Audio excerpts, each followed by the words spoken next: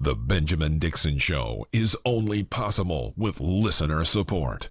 Go to www.thebenjamindixonshow.com to register for our blog and join the Progressive Army. And now, ladies and gentlemen, You're now about to witness the truth.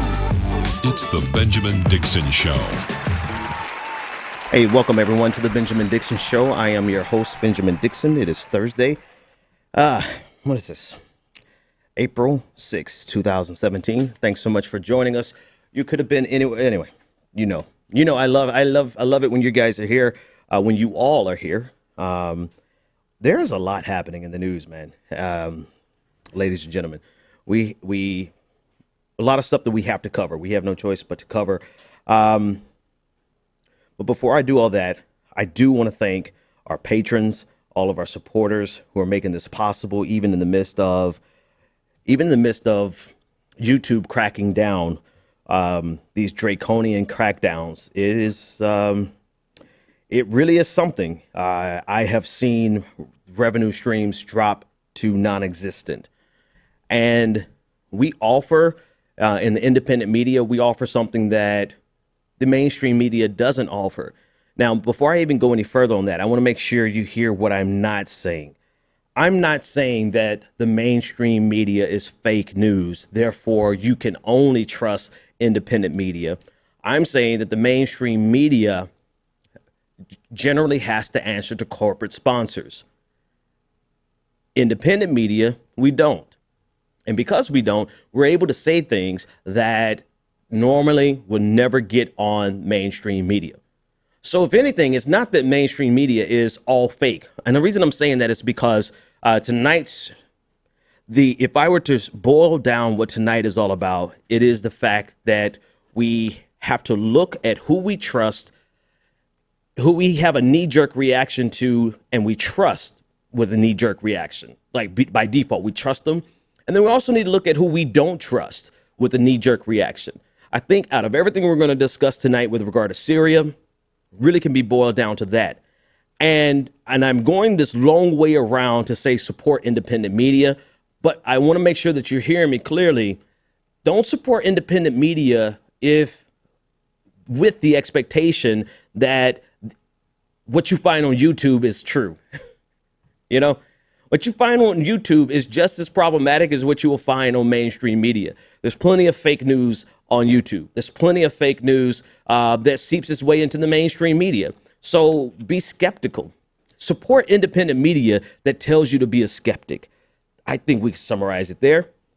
And to that end, we do have more freedom to do this as independent media outlets, but YouTube has cracked down. And my show, colleagues, friends of mine, I mean, they have seen it's just been ridiculous how much money has been lost in just, for example, like David Pakman.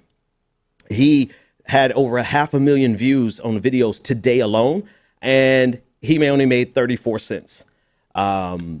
Secular Talk, Kyle Kulinski, he similarly had like over 500,000, I think closer to a million views today, and made $1.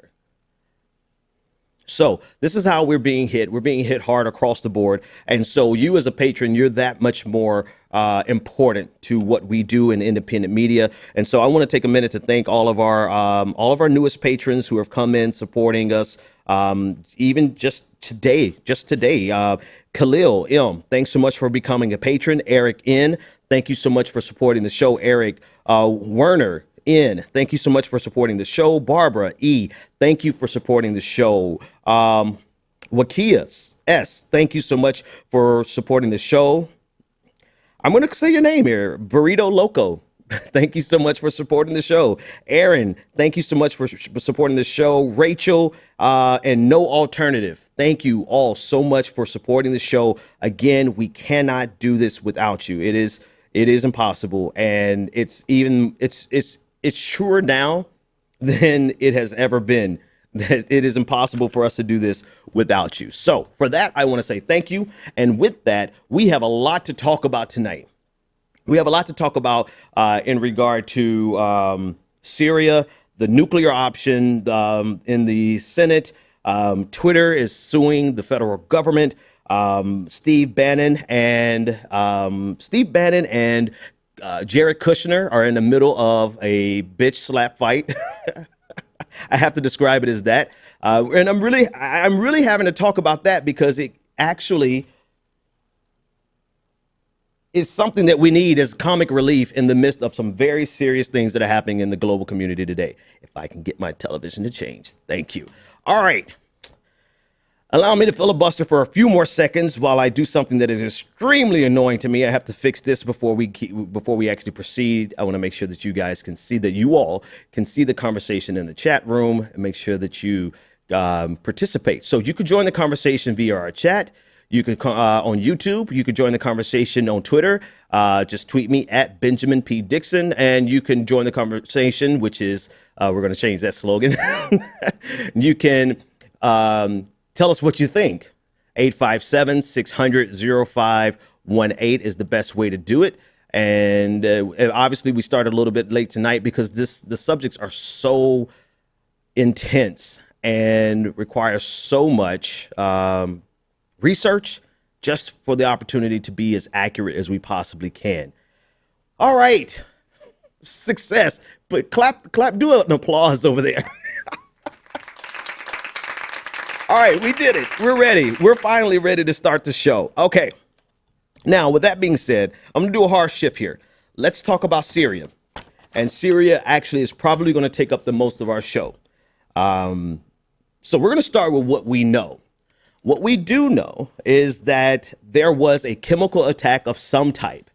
And it included, or it caused the death of 52 adults and 20 children, and this was the total as of yesterday. I'm not sure if the total has gone up since yesterday, and this was in the Idlib province, and it occurred on Tuesday. What we as citizens and most journalists, I would say probably 99% of journalists, don't know is exactly, and actually before I finish that sentence, what we have not directly seen with our own eyes is evidence to support who actually did it. And I start that way because I approach every conversation as a skeptic. That's what we should do.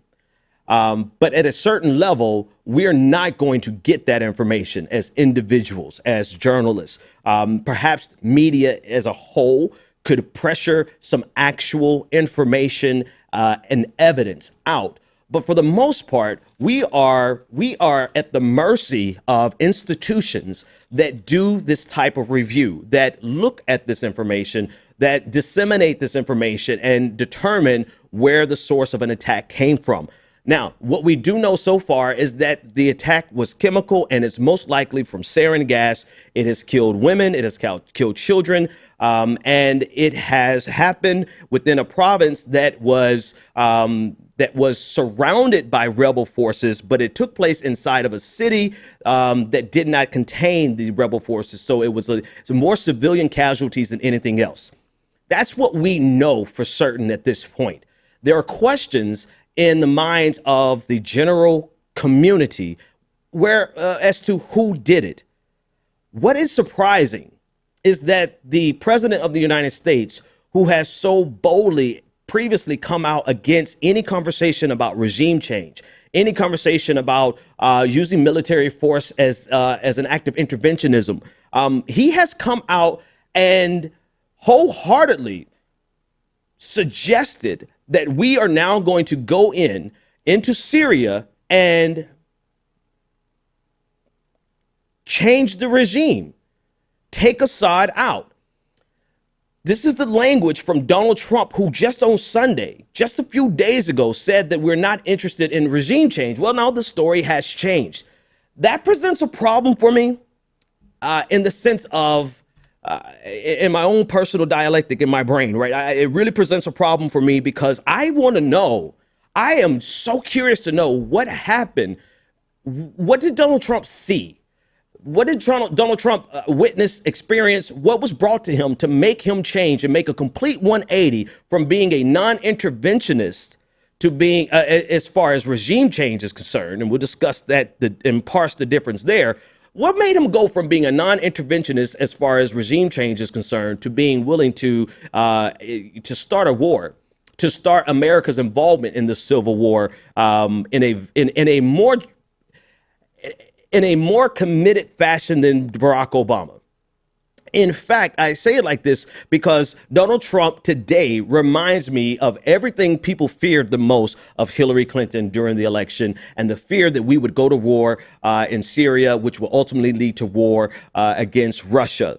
This was an ongoing debate during the election, and here we are. Donald Trump is parroting and saying the same exact thing that Hillary Clinton was saying. So this is Rex Tillerson, the Secretary of State. These are his comments, and I want you to remember what he said last week, essentially asserting that we're not interested in regime change, but now this is where he's coming from.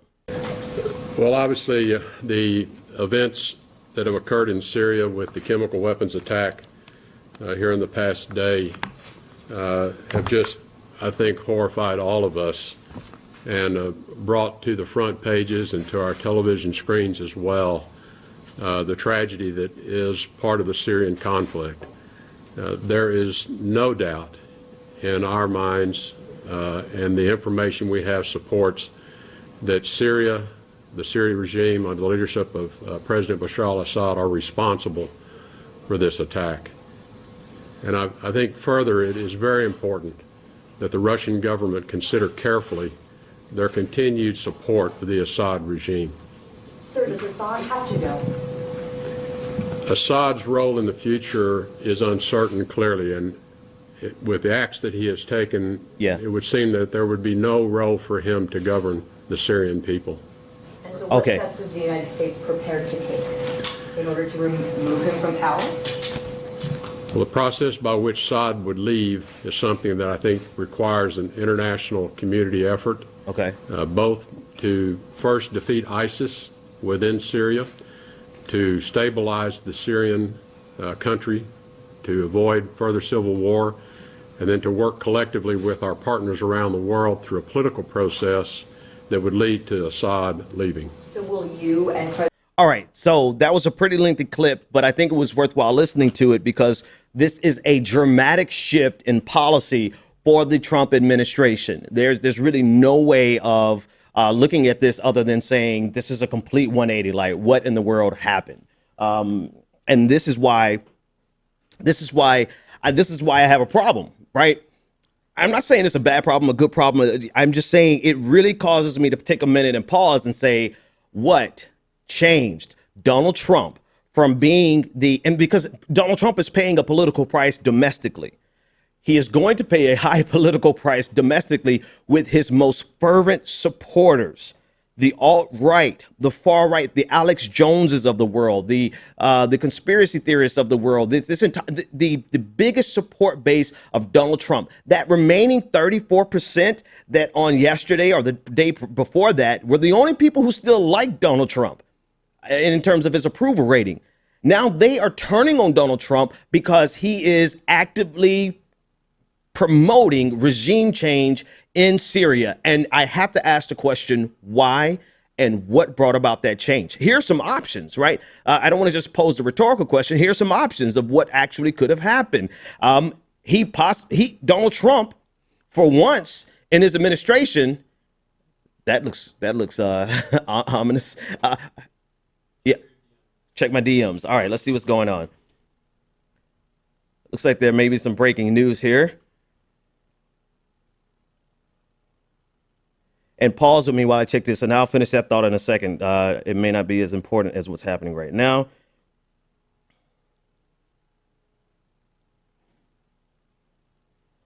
All right.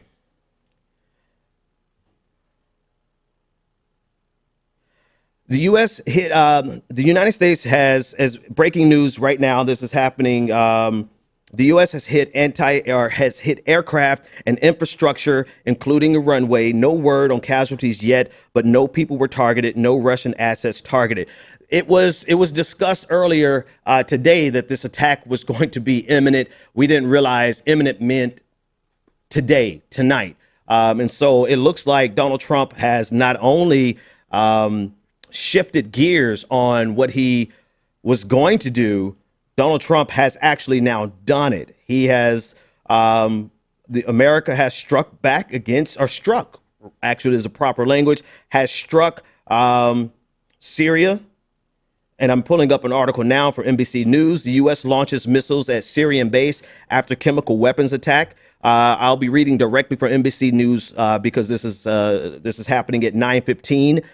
This was published at 9:15. The United States launched dozens of cruise missiles Thursday night at a Syrian airfield in response to what it believes was the Syrian government's use of banned chemical weapons, blamed for having killed at least 100 people on Tuesday. The U.S. military officials have informed NBC News. I'm continuing to read from NBCnews.com.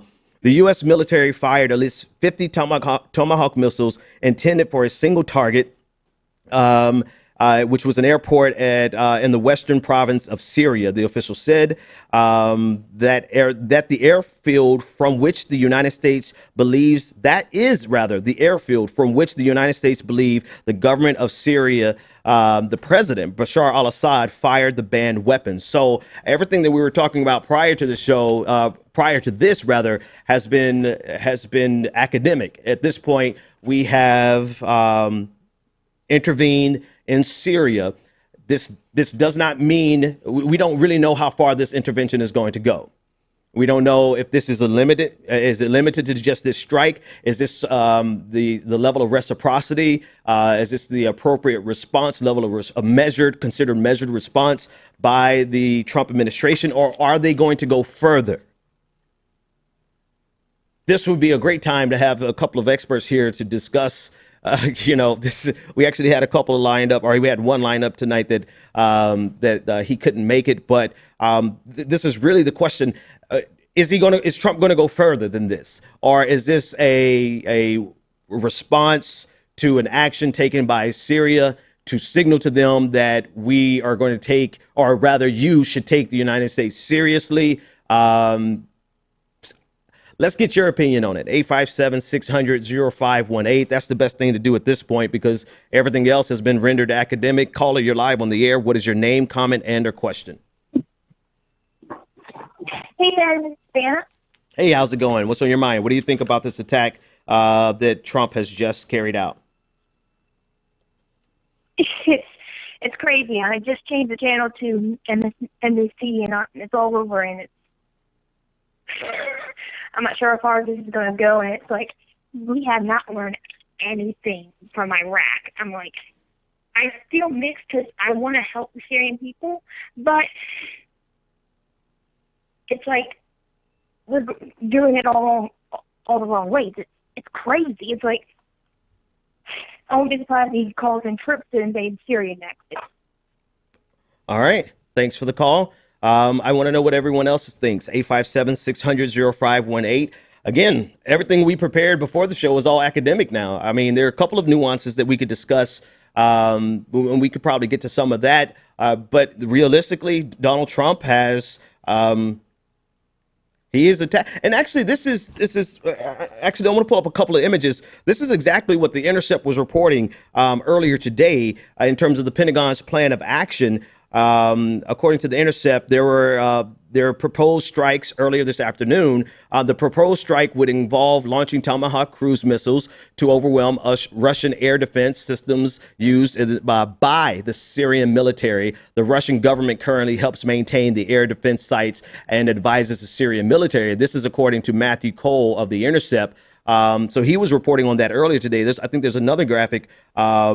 But he went on to say, according to both military officials that he spoke to, the current proposal would likely result in Russian military deaths and marks a drastic escalation of U.S. force in Syria. One U.S. military official, according to the article I'm reading directly now from The Intercept, one U.S. military official said the decision to allow the strikes, which would kill Russians, signals a significant change in the policy of the Trump administration. So in terms of the sources that Matthew Cole had from the Pentagon, the Tomahawk missile portion is correct. And so far, according to NBC News, there hasn't been any military forces targeted, and they specifically stated there have been no Russian forces targeted. And so the question is this the full extent of this reciprocity, so to speak? Is this the full extent of what Donald Trump is going to do, or is this just the first salvo in a more sustained, a concerted effort to oust Assad?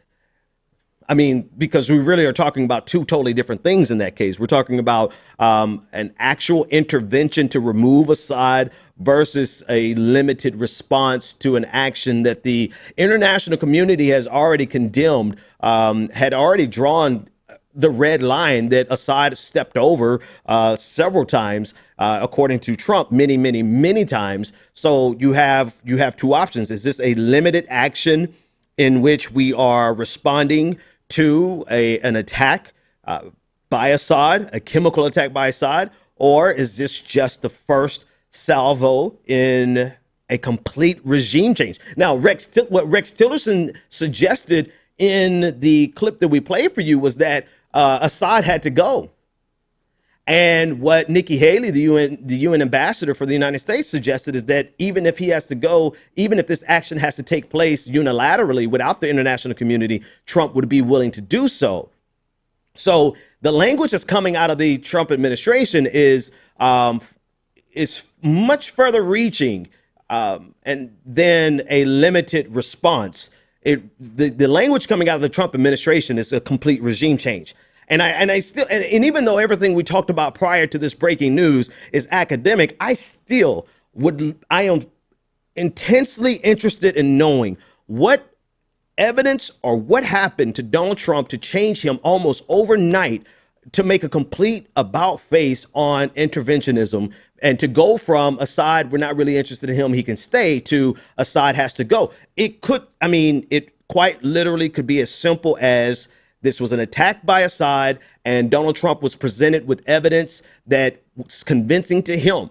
And because he saw this evidence, he said his opinion has to change. He doesn't strike me as a person who ever changes his mind, but clearly Donald Trump has done a complete 180 on this, and it almost gives him some credibility. This is what actually gave me a headache today, right? The fact that Donald Trump was so vehemently opposed to regime change, and now in the face of this this chemical attack, he's made a complete about face. It's either that he has evidence and he's acting on the intelligence and the evidence that that his administration has gathered and intelligence officials have gathered, and simply that, or, I mean, I guess if you talk to the alt-right community and some others, he's been possessed and taken over by the deep state, like the deep state has gotten him. I tend to, it doesn't matter what I tend to. Let's see what you have to say about it, caller. You're live on the air. What is your name, comment, and or question? And this is Steve in Washington. Steve, what's up? I think to answer your question, whenever I think of Donald Trump's intentions and why he does anything, I think at its core, it's always just about him. And so I think he took these actions because maybe his ego felt threatened. Maybe he wanted to look presidential, just kind of like he did with the Yemen raid. He wanted to outdo Obama. I don't think there's anything bigger here. I don't think there's any big plan. I don't think there's anything complicated going on here. I think he just wants to look presidential. He's just trying to make Americans think he's presidential. And I don't think there's any bigger plan. When I hear Tillerson talking, I don't hear anything. I just hear just empty words and empty promises. So I think that's even more dangerous because there is no plan. Nothing he does ever has a plan. It's always just, how does this affect Trump? And that's it. So that's my take on it. Thank you for taking my call. Oh, my pleasure. Thanks for the call. I mean, that is an option, right? This could be, these are some of the things that I've seen floated around, and some of the things that I've just kind of ruminated over that this is, you even had I wouldn't say it was a shift in Russia's position, because this is, according to most people I've talked to, Russia has always had the position that they support Assad, but they don't support him unconditionally. But Russia, a spokesperson for the Kremlin, actually came out and reasserted that same position today. And in the context of what's going on, I feel like there's a significant meaning to them as reasserting that today. The reason I bring that up in the context of the previous caller is because one of the many things that I've heard is that this is an opportunity for Russia and Trump to make a unified front on an issue that could potentially lead to the end of sanctions on Russia, right? People are floating. There are a lot of trial balloons being floated out there trying to understand what's happening. But this will fall in the purview of what in the realm of what the caller just talked about. Like, this is something that's in the personal interest of Donald Trump. Others are saying that, that the most obvious is like the wag the dog scenario, that President Trump is so down in the polls. And we've seen some Democrats, not all Democrats, but some less reputable Democrats in the, let's call it the blogosphere, who've come out and said that they would support Trump in this issue, in this war. In a war against Syria. So this could simply be an attempt by Trump to garner more support. However, I can't assert that and not speak the obvious, which is he's going to lose a lot of support from his core base that were completely anti-interventionist, at least in the sense of regime change. So he if he's doing this calculus, and I'm just following the caller's train of thought, if he's doing this calculus, he's going to lose a lot of support. So I don't know if this is a win-win for him, if he's just doing this to benefit his polling numbers. And then if we're going to have that conversation of why he's doing it, it could simply be that he has the evidence to show that Bashar al-Assad actually used chemical weapons, that it wasn't a false flag, that it wasn't an accidental bombing of a chemical factory, of chemical weapons manufacturing factory being controlled by Al-Qaeda in Syria, that it actually came from Syrian forces. The problem is, in our position, we're not privy to that evidence. And so I think the most responsible thing for us to do is to consider the options and weigh them all accordingly. All right. Let's take the next caller. You're live on the air. What is your name, comment, and or question? Hey, Benjamin Bryce. The last caller made a good point because, especially if there's no Russian casualties, then it's a situation of, let me look strong and let me do this, and then I'll just pull back. Because, now it's like, because Hillary Clinton came out today and said, well, we should remove Assad. And then Trump ran his campaign about, I'm not going to do what Hillary's going to do, but now you're doing the same thing. Yeah. So you look kind of like dumb because you're doing the same thing that you said that, Hillary would do, which I'm not pushing aside, but I'm just saying that you're doing the same thing. Now, okay, you can do this, and then you don't do nothing else, and if there's no repercussions, or if no Russians get hurt, or things don't get too real, then I don't know, because we know Syria's been going through it for a long time, and Obama did he did use some military action, but he did kind of pull back on some things, and people felt that was a good decision for him to do. And now Trump is like doing this. He's kind of doing the same thing. He's doing some strikes that Obama did, but the only thing is, will he go all the way in, or will he not? So I don't know. I mean, it's like the last caller said, I can't push that aside either, but it's not good at the same time. It's really not good. Yeah. Thanks for the call, Bryce. I agree. I agree with some of what you said. I'm actually just processing it through my head again. I was looking at that image being taken to the right too far, or not to the right far enough. But anyway,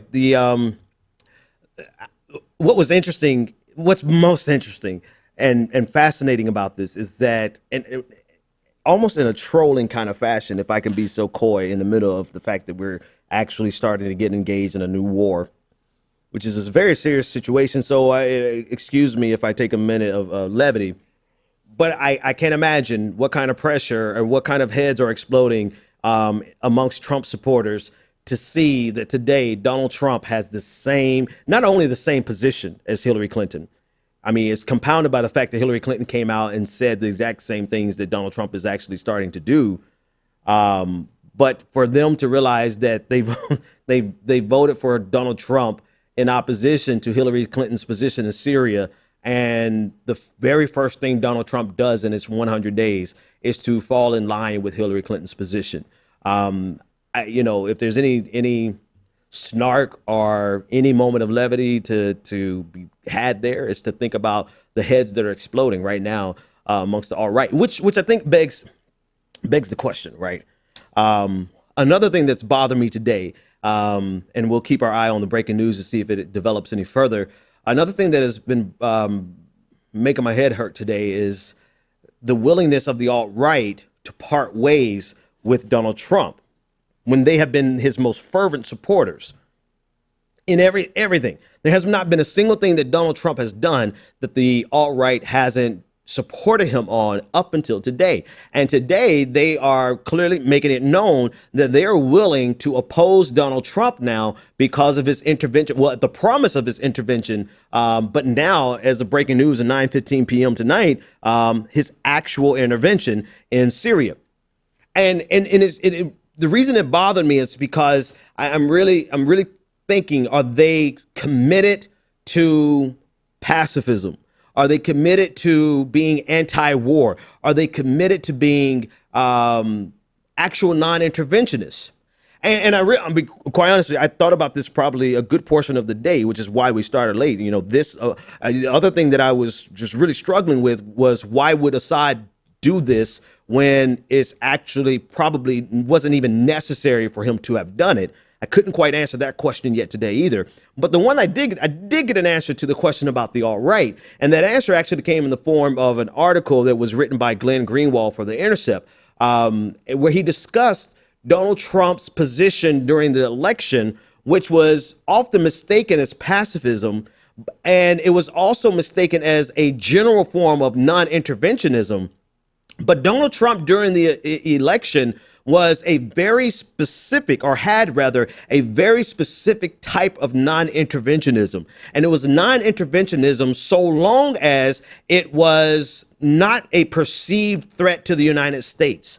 And what Greenwald was talking about in this case was that Donald Trump is actually 100% okay with intervening in countries. Matter of fact, he's already been in Syria. He's escalated the bombing in Syria, but it was okay for him ideologically, and it was consistent for him ideologically, and it was also consistent for his supporters, his most fervent supporters, the alt-right. It was consistent for them ideologically because they saw his bombing in Syria, the bombing of ISIS in Syria, as a consistent outflow of their worldview. They are okay with interventions if it's interventions against something that they perceive to be a threat to the United States. They are not okay with intervention when it's something to the benefit of a nation that's not the United States. So intervening for humanitarian reasons is an absolute no-no for the alt-right. Intervening for stabilizing a region is an absolute no-no. But if you want to intervene for the sake of bombing Islam out of existence, then every single one of them will line up ready for it. And actually pull up that image for me. This is actually what Greenwald said. I want to use one of his quotes here. With regard to intervene, the difference between Donald Trump's interventionism and Donald Trump's pacifism, so to speak, right? Or his perceived pacifism.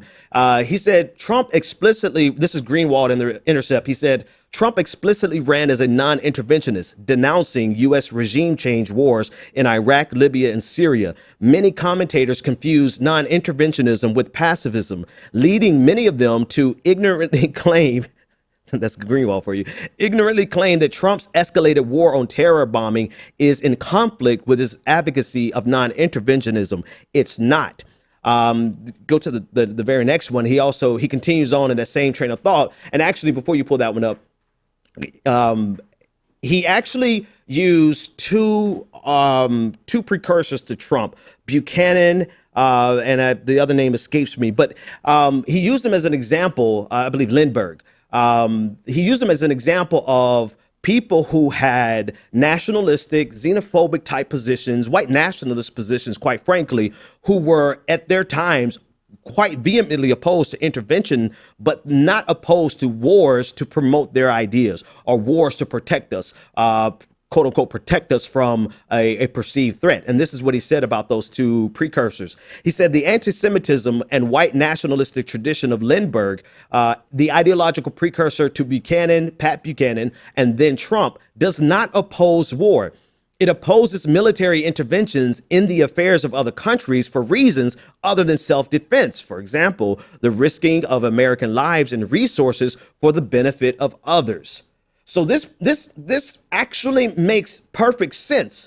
Now, it no longer makes sense for Trump because Trump has shifted dramatically. Trump has gone from being non-interventionist for the benefit of another nation while being very willing to carry out an increase and the escalation in the bombing of Syria and Iraq for the purposes of destroying the perceived threat of radical Islam.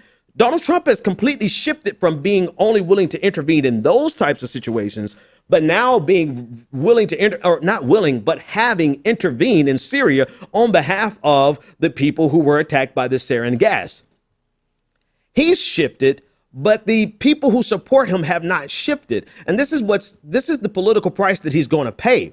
His supporters, that last 34% who still support him, probably will not support him when the next polling comes out, because they are still in the same place Donald Trump was during the election. They are still of the opinion that intervening in another state, in another nation, for any purpose other than crushing, in this case, radical Islam, is an affront to their ideology, and they can't go with Donald Trump on it. They won't. They have turned on him, and you can see them.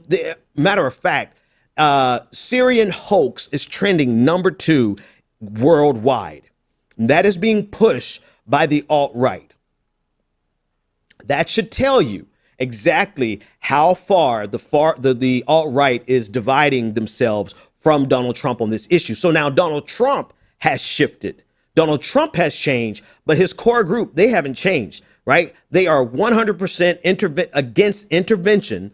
If it's intervening for the purposes of human rights, if it's intervening for the purposes of stopping the Civil War or the sarin gas attack, they're 100% against this, but they are not. And this is actually language directly from Greenwald. I chatted with him earlier today. He said that this position by the alt-right is in no way a magnanimous position. This is not the alt-right being genuine anti-war or genuinely anti-war. This is them basically saying this is not the reason for which we want to see intervention. If you're going to intervene to destroy Islam, but don't intervene to attack Assad for allegedly or whatever I don't care if you believe. I don't really care at this point what people believe, because we're not going to see the evidence one way or the other.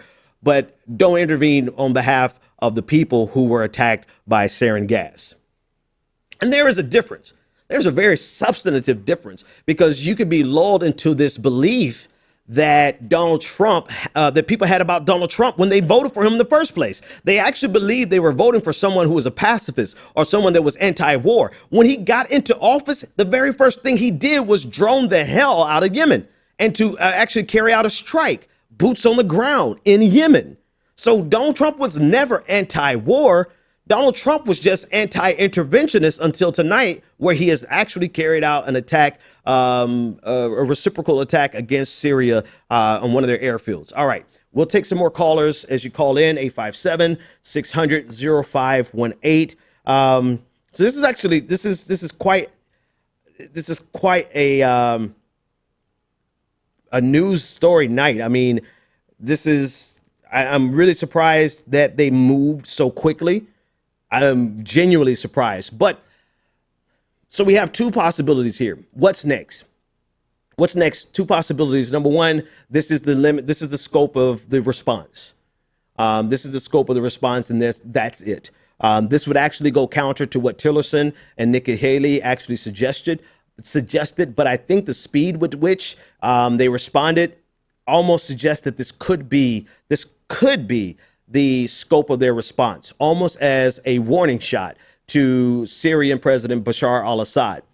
However, the bellicose language that Nikki Haley and particularly Rex Tillerson used really would really undermine this limited type of response, or rather this limited type of response would really undermine all of the bellicose language that they use to describe what should happen to Bashar al-Assad. So option one is that this is a very limited scope. This is a warning shot to let Syria know, Bashar al-Assad know that Donald Trump is willing to come in and quite literally attack Assad. He's willing to do that, and he demonstrated that tonight. Or possibility two, this is just the first salvo in a sustained effort to oust Assad. I'm actually, I want to...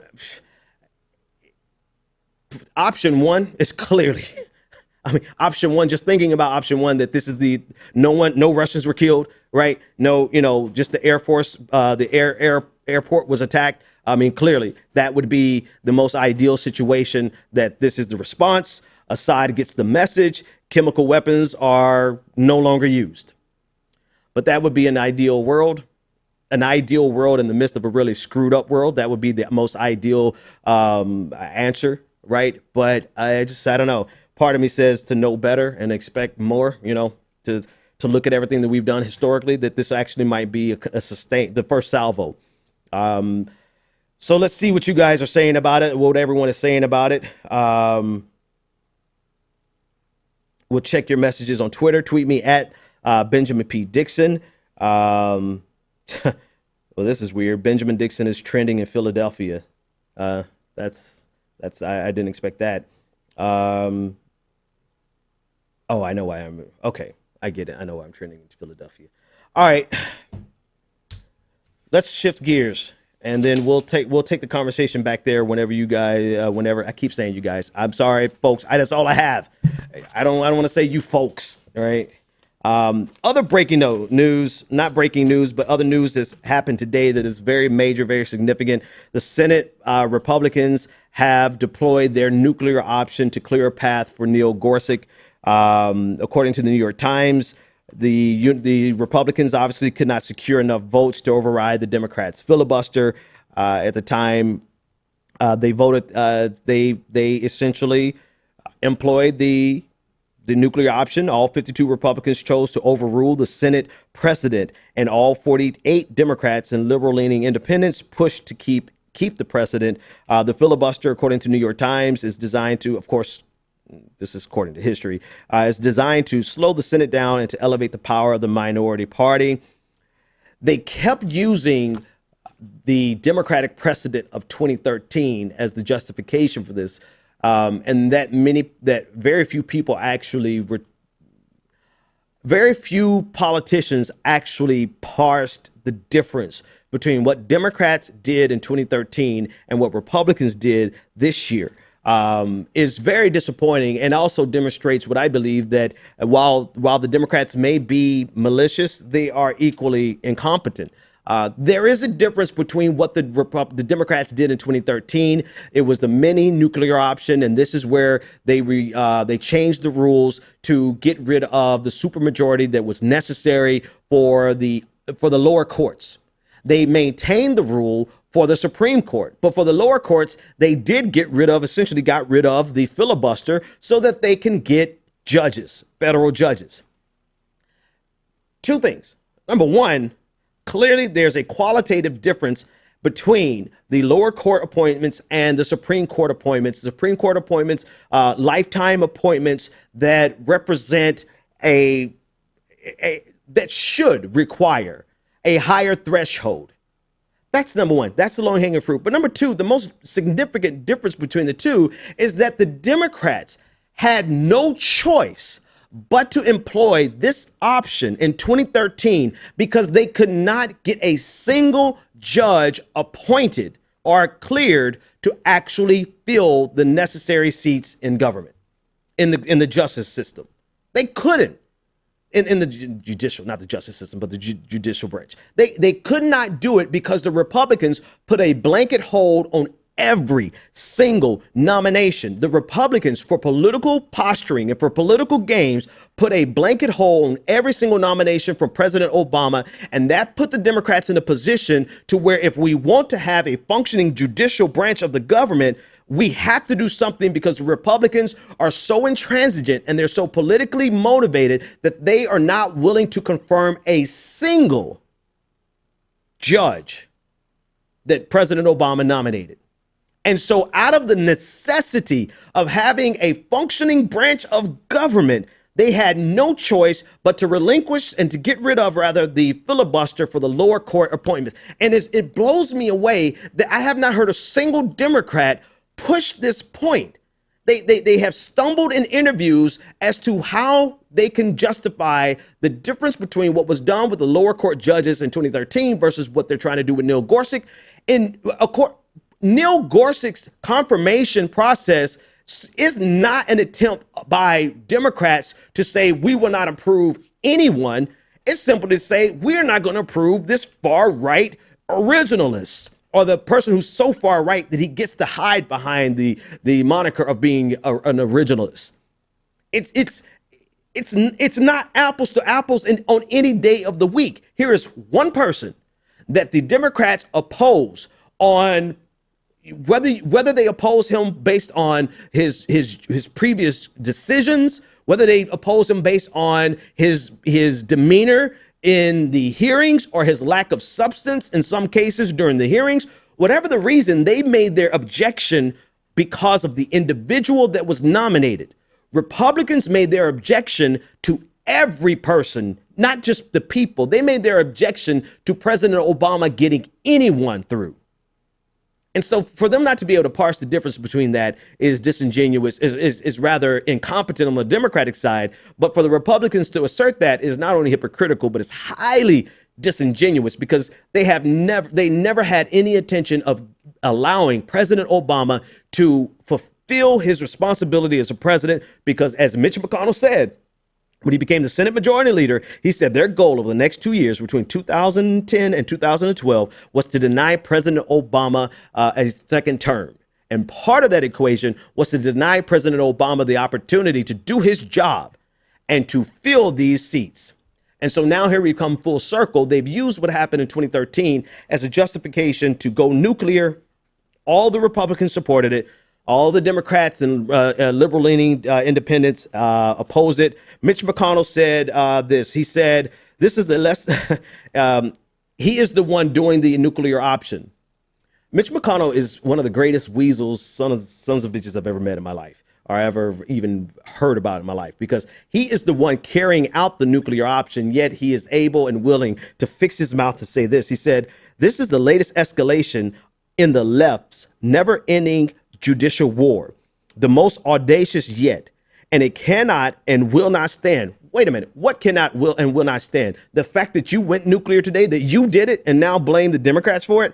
He went on to say, it cannot and will not stand. There cannot be two sets of standards. One for the nominees of the Democratic president, and another for the nominees of Republican presidents. What the hell are you talking about? You are the person who set two different standards. The standards that you set for the Democratic president, McConnell, was that they would not get anyone confirmed under any circumstances. Merrick Garland could not get a hearing, could not get a meeting. That's the standard that your turtle looking ass set.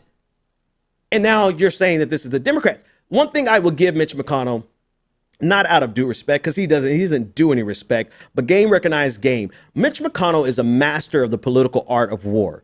Mitch McConnell is a master of doublespeak. He does not care if he is the one stabbing you in the back. He will look at you through a mirror, I guess, while he stabs you in the back and blame you for the knife being put in your back. He will look at you and say, you're not going to have different sets of options of standards here, right? You're right. You're not going to say this is wrong while I stab you in the back. It's not wrong for me to stab you in the back because you might slap me later on, right? This is him. While he's jabbing you in the back, he is willing to look you in the face and say, don't complain because you did this to yourself.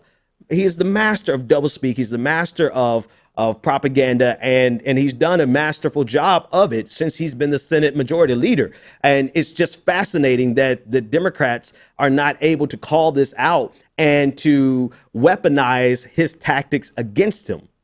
And so what do we have now? The sum total of what we have is that we're likely going to get Gorsuch confirmed probably, well, definitely before they go on this 2-week break. So that means this over the weekend, quite possibly that they will have. And actually in context of what happened tonight in Syria, it's likely that they may not go out on the break as soon.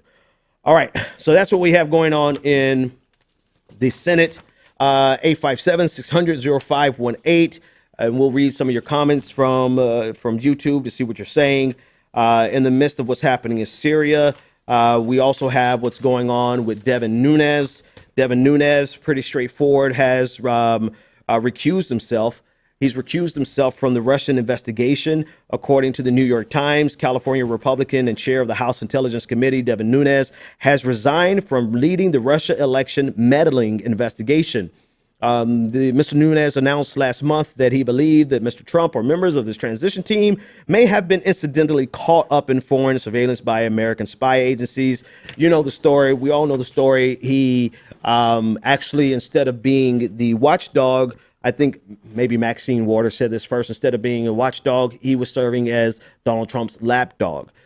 He was carrying the water for Donald Trump. Instead of investigating Donald Trump, he was getting his intelligence from Donald Trump, which is quite the ironic statement. But anyway, and so as a result of that, he has now stepped down or resigned from being the lead of the being lead on that investigation. Adam Schiff of California said of Devin Nunes, he said that Nunes' decision was in the best interest of the investigation. It will allow us to have a fresh start moving forward, he told reporters.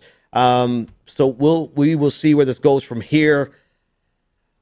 Clearly, Syria is going to dominate every conversation going forward. So what the first caller said is that Donald Trump does everything to benefit himself. One benefit of the attack in Syria is that the majority of the people are actually going to be talking about Syria now versus the Russia meddling. Let's circle back. I want to circle back to two things. I want to play a clip of Mitch McConnell. I think we have that clip, right? I missed this, and Owen, do me a favor, throw this back in the other segment. You know what to do. You're the man, Owen.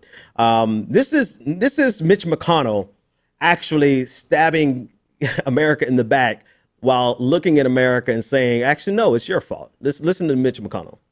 The majority leader. Our Democratic colleagues have done something today that is unprecedented in the history of the Senate. Unfortunately, it has brought us to this point. We need to restore the norms and traditions of the Senate and get past this unprecedented partisan filibuster. Therefore, I raise a point of order that the vote on cloture under the precedent set on November 21st, 2013 is a majority vote on all nominations. The precedent of November 21st, 2013 did not apply to nominations to the Supreme Court. Those nominations are considered under the plain language Rule 22. The point of order is not sustained. I appeal the ruling of the chair. All right. So this is where the actual nuclear option initiated, and they went on with it. The language is unbelievable for him to be the person carrying out this act to subvert the power of the Senate and the respect of the Senate such that it exists, simultaneously being the person doing it, but blaming it on the people across the aisle. That is masterful, Mitch McConnell. I mean, just from one political propagandist to another, right? Because the game recognized game. I know political propaganda. I studied it extensively. Masterful, but you can't pull it. You could play the Democrats. The Democrats clearly don't see or don't know how to vocalize exactly what you just did to them. So you can play the Democrats, but I mean, the rest of us know better. Now, this is John McCain on the same exact issue. Let's listen to John McCain. After 200 years, at least 100 years of this tradition where the Senate has functioned pretty well, they think it'd be a good idea to blow it up. There's some that say idiot. No, whoever says that is a stupid idiot who has not been here and seen what I've been through and how we were able to avoid that on several occasions. And they're stupid and they've deceived their voters because they're so stupid. Now, you would think he was talking about Republicans, because the Republicans are the ones who just blew it up. But what he's saying is that, no, Democrats are stupid and their voters are stupid, and the voters have been deceived because they have just blown up the nuclear option. Dig a little bit deeper. What he's saying is because you did not acquiesce with this individual that President Trump has nominated, because you did not bend over and capitulate, then you are now responsible for us destroying an institution that has been observed in the Senate for the last 100 years. So in other words, this is an act. What's his man's name? John McCain. One of these bastards. John McCain literally has used the logic of terrorists. He is literally using the tactic and the logic of terrorists, saying if you don't do what we want, we are going to blow you up. And blowing you up is your fault because you did not do what we want. Congratulations, John McCain. You are a political terrorist in the United States Senate, along with your comrade. No, you're not even worthy of using the term comrade. Along with your fellow, no, I'm not even call you apparatchik. Well, along with your fellow, John, Mitch McConnell. Anyway, no other way to describe it. Just call the man's name out. You guys are political propagandists and terrorists, because you have blown up the filibuster, yet you blame it on the people who did not acquiesce with your political demands. John McCain, shifting gears. John McCain also had some very colorful language on Syria. Speaking of a man who likes to fight, a man who has terroristic tendencies, John McCain has been pushing the envelope for war in every way. There's not a war that John McCain is not impressed with. And so there was actually several comments that he made today. I'm going to pull those up on the screen. I want to read them directly to you. This is from Emma Loop of BuzzFeed. This was a direct quote that she got from John McCain in an interview on The Hill today. He said, "Frankly, I don't give a damn," when he was asked how he expected Russia to react if the U.S. were to bomb Syrian airfields. This is his quote. "Frankly, I don't give a damn." This is what he said. Why would I care? They're the ones that use precision-guided weapons against hospitals in Aleppo. They've committed war crimes too. This is Emma Loop speaking. She said, on not escalating the situation, John McCain said, quote, "I think the Russians, as they always have, will not want to have a confrontation with the United States of America. And if they do, they will lose because we are superior to them militarily, and we can no longer let them get away with war crimes without paying a penalty for doing so." She went on to say, go to the next one. This is his response on Trump's America First policy. McCain said of Trump, like all Americans, like all decent people, was appalled at what he saw with the slaughter of these innocent women and children. I know because that's what he told me. The reporter points out that the slaughter of innocent people has been happening for years. And he said, not while he was president of the United States. It's different when you're the guy in charge. This, again, is Emma Loop of BuzzFeed. These were quotes that she directly got, that she recorded with her recording device, according to her Twitter timeline. In the midst of everything that's happening in Syria, the last thing we need is your grumpy grandfather the belligerent grandfather of the family who's ready to go to any fight, any war he can get himself in, to make this an issue of Russia is scared of America. The words that are getting ready to come out of my mouth are so crazy. I'm not sure. I'm surprised that they're getting ready to come out. It's quite possible that Donald Trump could actually have a limited action in Syria and therefore be the measured one. I can't believe I just said that, right? Because if tonight's response to Syria is the culmination of what he's going to do, then that's about as reasonable as we can expect in a bad situation. John McCain is making Donald Trump look like Donald Trump might be the reasonable one, even though Donald Trump has just stepped over into interventionism, because this is not enough for John McCain.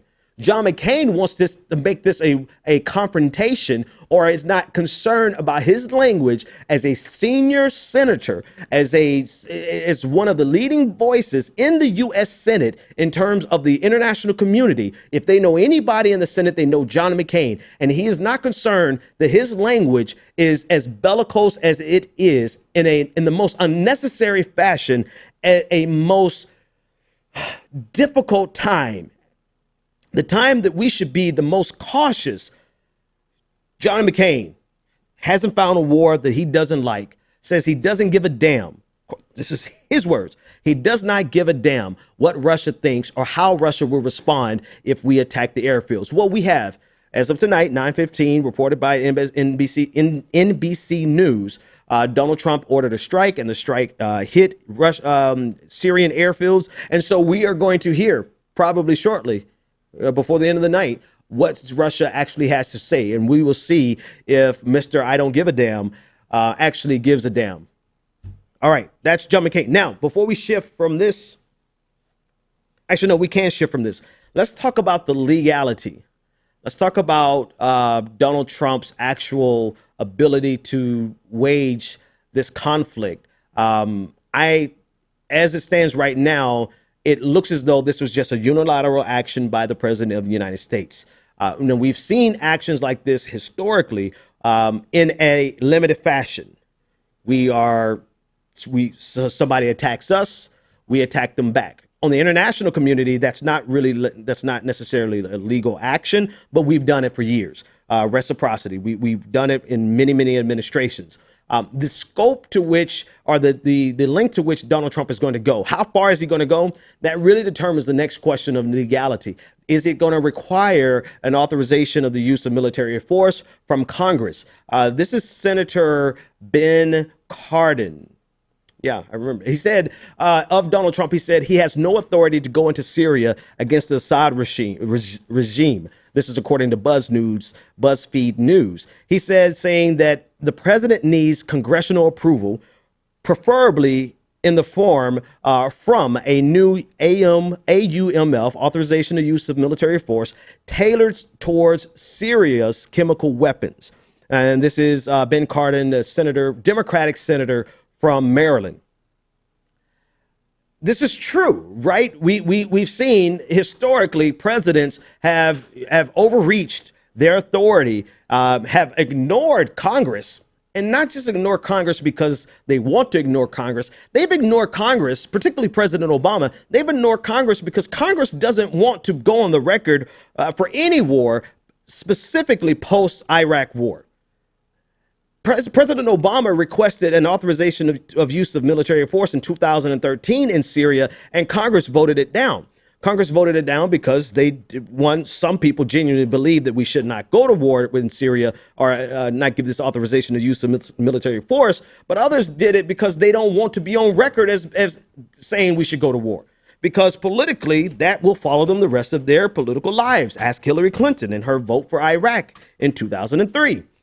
And so Donald Trump, the question of whether or not of how far he goes really is what we're going to have to decide. How is he going to carry out this action? If this is it tonight, then there really won't be any other further questions in terms of a use of military force authorization. But we've seen historically throughout American history, we saw with the Korean War, we saw with President Obama in Libya. We've seen the United States president willing to go without the permission of Congress or without the authorization of Congress when they are joined in a United Nations coalition.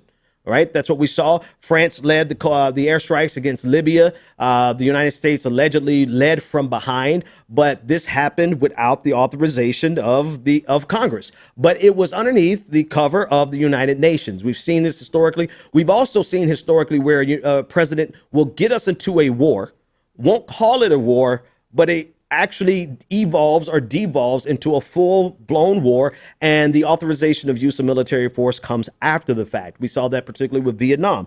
We were ensnared in Vietnam for a few years before the actual authorization of use of military force came. In that case, and usually in those cases, Congress will go on the record with a AUMF in order to limit the scope of the president's actions. In other words, a president gets us into a war, and he, so far all of them have been he gets us into a war, and in order to tame the president, Congress comes after the fact and tries to limit the reach and the scope of the war. But tonight, we really can't say where this goes from here. If he continues, if he escalates, if he puts more boots on the ground that he already did a few weeks ago, then we really are asking the question whether or not he has the legal authority to carry out this war. Has he gotten permission from Congress, or at least the authorization of use of military force, or is he going to use an international coalition without the authorization of use of military force? Those are the questions that we'll be asking pretty in-depthly over the next several weeks. Okay, I didn't realize it was this late. We are way over time here. We will keep it posted, and we will keep following the breaking news. Twitter can wait. All the other news stories can wait. We'll see you tomorrow. All right, actually, I'm sorry. Don't play the music yet. We'll see you on Monday. Now you can play the music. The Benjamin Dixon Show is only possible with listener support. Go to www.thebenjamindixonshow.com to register for our blog, join the Progressive Army, and support The Benjamin Dixon Show. It's Ben Dixon! If you like this episode, be sure to share, like, and subscribe.